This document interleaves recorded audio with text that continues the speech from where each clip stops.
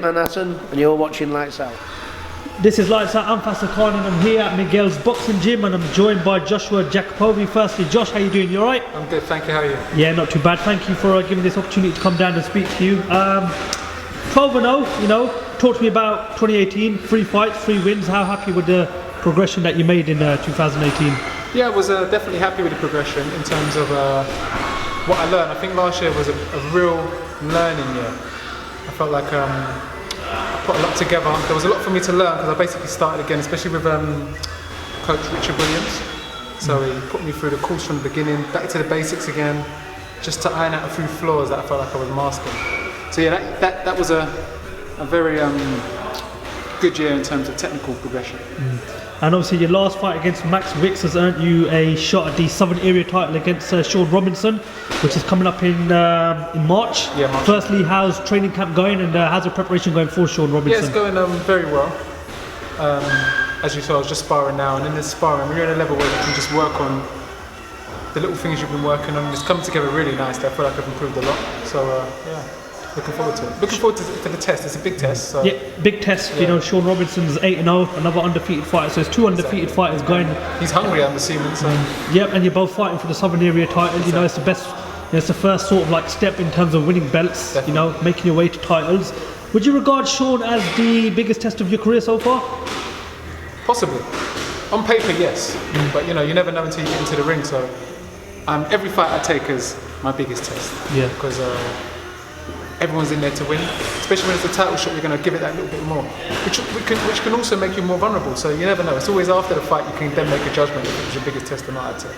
How much a bit of that extra pressure is going to be added onto this fight, seeing as it's against an undefeated fighter, and it's for a title. You know, it's your first time fighting for a title. You know, mentally, how are you preparing for that? I think it's less pressure because you know that you're going against a worthy opponent. You're not going against someone who. It's not going to be. It can't be an upset. It's 2 warriors getting in there fighting for the Southern Area title, and you can't lose in fights like that. In terms of, even if you've lost, you go against a great fighter, and if you win, you're beating a great fighter. So there's no pressure for me. You go in there and you do your best. The pressure is in when you're going against a guy who's unknown, who's not supposed to beat you, and he beats you. That's the pressure. You've got to step up. You've got to perform. In this fight, you've just got to do. If I'm at this level, I should pass it.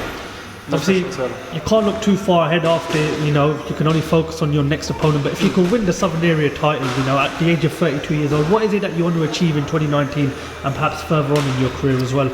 As you said, within boxing's it's not a long-term career, is it? So you really want to just squeeze in as much. And these fights here, I like fights like this because it gets you that get up and go. You're going against someone who wants it as well. So when you're training, you're not running, you're not doing your training thinking, oh, I'm just going in there against anyone. You're going in there, and there's more motivation to go in there against the best fighters. So after this fight, I expect to continue to go against fighters that are worthy, that are hungry, that are ready to go out there and give a good fight, definitely. Has there been any announcement where this fight's going to take place? I'm assuming it could be York Hall. Possibly.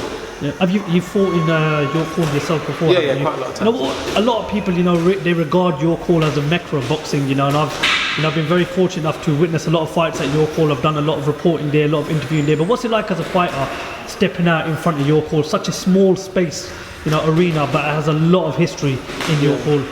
No, it's a very intimate place to fight because you fill up one with the crowd. Even when you haven't got ringside seats and you're sitting upstairs, you feel everyone's presence. So it's a very nice gym. You don't feel like, I've seen some stadiums where you're in the ring and then the fans are like blocks away. So you can't even, it's just a faceless crowd. But when you're in the ring, you can hear voices, you feel part of the crowd. You kind of feel part of the atmosphere. And I think it's a good atmosphere to go in, especially to boxing fans. Obviously, you know, you're a super welterweight fighter. Who would you regard as the king of the super welterweight division right now? Right now? Not a clue. But if you're talking about historically, yeah.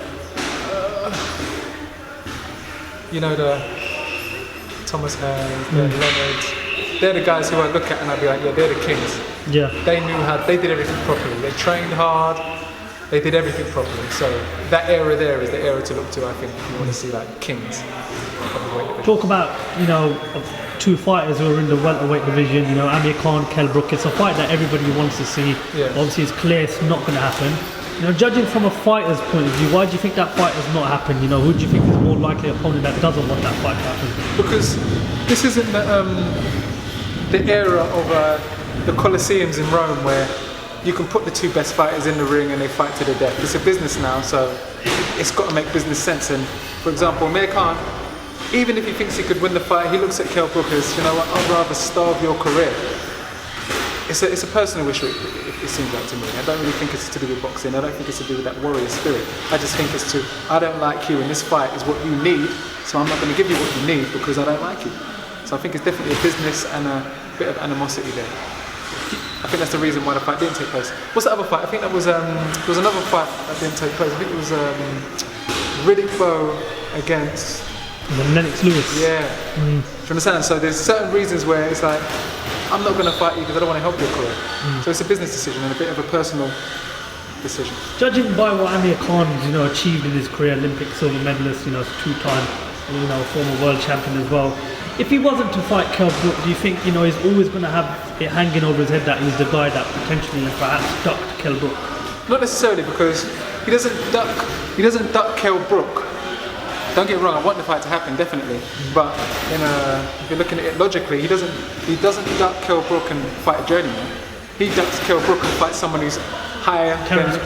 So he fights the best. So the fact that he's fighting the best means that you can't really say he's ducking out of fear, because he's going in against the Canelos, he's going against the crazy guys. So yeah. Lastly, just get a prediction for this coming weekend, Manny Pacquiao versus Adrian Broner. It's on ITV. A lot of people are going to be watching it, especially that it's been, it's a free fight for viewers to watch. And what's your prediction for that fight? It's a very exciting fight.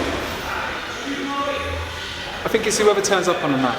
They're both great fighters. You could look at Manny as past it, even though he's put in a few good performances since.